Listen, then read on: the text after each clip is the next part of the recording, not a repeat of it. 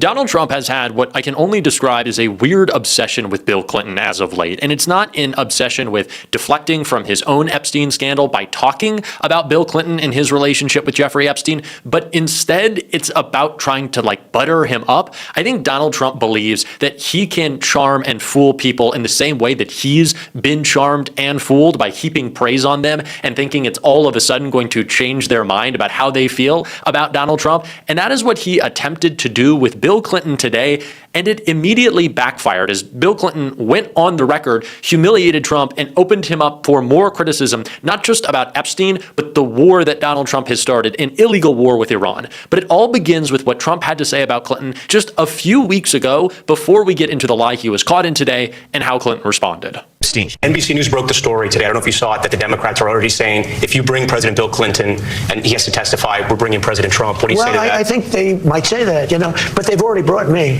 See, I've been brought. They had me indicted many times. Many times. And the president had some surprising thoughts about former President Bill Clinton. It bothers me that somebody's going after Bill Clinton. See, I like Bill Clinton. I still like Bill Clinton. What do you like about him? I liked his behavior toward me. I thought he got me. He understood me. He was the one that said very famously that you don't want to run against Trump when there were 18 people. There was 18 people, including me, total. And he kept telling them, you don't want to run against Trump. Run against anyone. Don't run against Trump. And Hillary sort of laughed at him. This was pretty funny to watch play out in the moment because, like I said starting this video, Donald Trump is dumb enough that he is very easily charmed, right? This is why dictators and authoritarians around the world love Donald Trump, and it's why business leaders have enjoyed so much corrupt success, I should say, exploiting this White House during Donald Trump's presidency, because they know they can just bring him a trophy or flatter him with a nice message, and Donald Trump is putty in their hands, which I guess is how he views other people. And for some, it's worked. Donald Trump uses a combination of flattery and attacks to try to get people to bend to his will. It's done wonders with him with the Republican Party, mainly because those people are spineless, ladder climbers, and that's all that they care about. And so maybe Trump to them offers up an opportunity. But Trump doing this with Clinton is really funny because he tried to do it with Hillary Clinton as well, saying, oh, they shouldn't go after her. Oh, I like Hillary. Oh, she's kind of competent. But why would the smallest bit of kind of nice sentiment change decades and decades of angst? Well, I guess I should say a decade of angst between Trump and the Clintons. It doesn't make a lot of sense.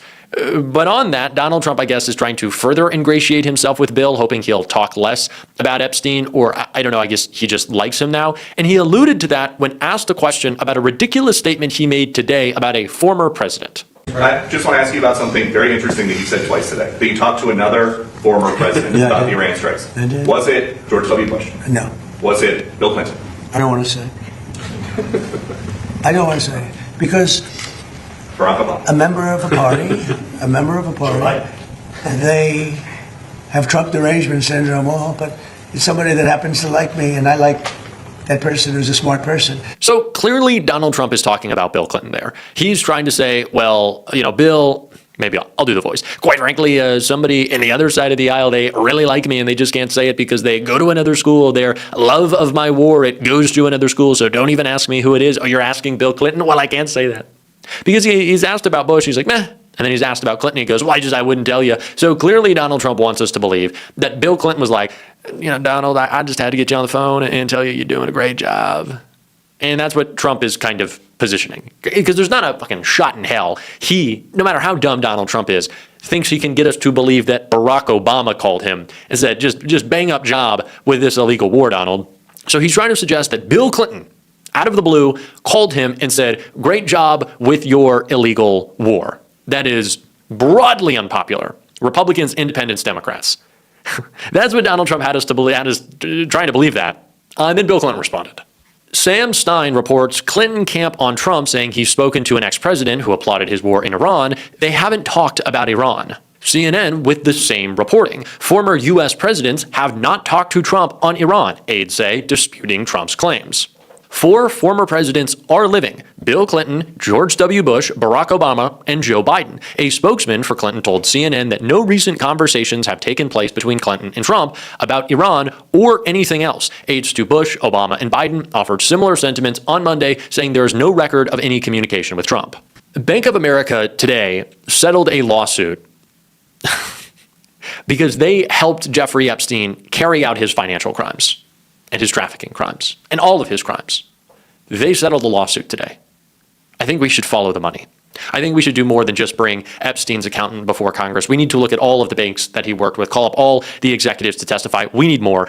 We are certainly going to cover it on this show. If you want to support that, as always, you can hit that subscribe button, leave a like on this video. If you stuck around to the end, drop a blue heart in the comments. Keep on fighting, y'all. Don't let them silence you. And until next time, I will see you soon. California Congressman Ro Khanna sits on the Oversight Committee and was there for Khan's deposition yesterday. He also co-authored the Epstein Accountability Act, which forced DOJ to release the files, and he joins me now.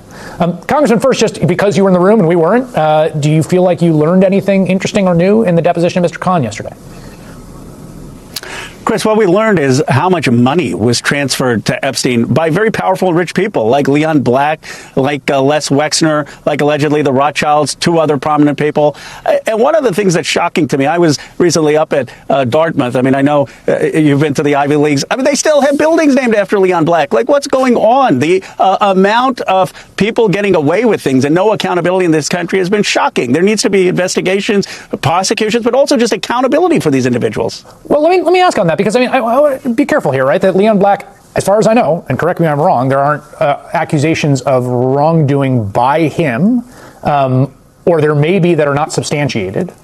I know Mr. Black and Mr. Wexner gave Epstein a lot of money to manage, but do you have evidence, at least from this deposition or other things in files, that they themselves engaged in anything like the kinds of acts that Epstein did? There are very serious allegations that they engaged both in financial crimes and allegedly in some of the trafficking. Those are allegations, but they're all over the files. And it does not take criminal standards of proof to say that someone's name is now becoming a moral burden on a university to say that a building shouldn't be named after them. Now, do I think that Leon Black is entitled to due process and should go through court hearings? Absolutely. But should he at least be investigated? Should someone at the DOJ at least call him up and say, hey, how about giving an interview and explaining what happened, given you're all over the files and there's serious allegations? Absolutely. So not Bill Clinton, no president has called Donald Trump. Trump didn't call any of these presidents. They haven't spoken. So we are at the point 3 weeks in to an illegal war that even Republicans don't want. And Donald Trump is doing propaganda in the form of a former president called me and said that they loved it. It was probably Bill Clinton, but don't ask me. And it's none of them. That is the point of propagandizing that Donald Trump is at, making up fake phone conversations with former presidents who aren't in fact calling him. That's where we're at with this whole thing. Does he think it's going well? Does he think it's going well? I can't believe he does. I truly can't believe that Donald Trump thinks that this was the right decision. And it is already being pushed from aides in his White House that they certainly didn't, saying that they have buyer's remorse, which is a great way to frame a war effort that was started unnecessarily, that has claimed the lives of Americans and has led to some of the worst atrocities committed by the U.S. that we've seen in decades. What? You have buyer's remorse? That's how you want to frame this? But what it shows to me, and I want to talk more about Clinton and Epstein in a second, so do stick around for that. But what it shows to me, this, kind of airing of grievances quietly by Trump aides, is that they, and J.D. Vance is a part of this, understand where the base is, and that the base isn't with Trump on this. Like the cult base is, but those people are slowly going to start to break and bend. And when they have an alternative argument put in front of them, right, when 2 years down the line we're in the Republican primary for president, and Marjorie Taylor Greene and Thomas Massie and Tucker Carlson and Rand Paul are talking about what a failure this is and was, they'll come around. So I think they understand that that is eventually where the base is going to be. It's certainly where Americans are broadly. And so if you want to work in that next administration, or you kind of want to keep in step with the base, you have to leak, wasn't fully on board. And J.D. Vance is doing that. And he was confronted about it by a reporter today. And he still wouldn't stick with Trump. So that shows where they are on that.